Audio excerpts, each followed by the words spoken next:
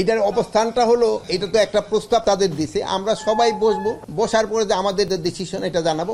পাসপোর্টটাও যেন সহজ হয়, এই জন্য হয়তো আমরা এই পুলিশ ভেরিফিকেশনটা উঠাই দেওয়া যায় কিনা, হয়তো আমরা চেষ্টা করব যেন পাসপোর্টের জন্য পুলিশ ভেরিফিকেশন দরকারই না হয়। অনারেবল ভিসা যেই সব দেশের সাথে আমাদের চুক্তি আছে তাদের জন্য, আর যেই দেশের জন্য আমাদের এই চুক্তিটা নাই, ওইটা তো আমাকে স্বরাষ্ট্র মন্ত্রণালয় থেকে একটা অনুমতি নিতে হয়। আমার এই সংখ্যাটা আপনাকে এই মুহূর্তে আমি বলতে পারবো না। 14টা দেশের এখন আছে।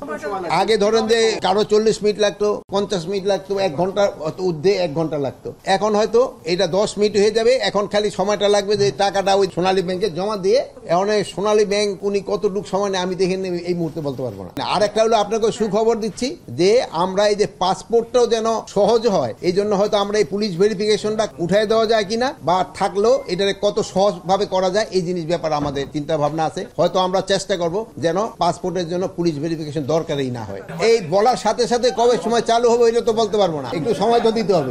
পাসপোর্টটা সবার জন্য, বাংলাদেশিদের জন্য। এটার অবস্থানটা হলো, এটা তো একটা প্রস্তাব তাদের দিছে, আমরা সবাই বসবো, বসার পরে যে আমাদের ডিসিশন এটা জানাবো।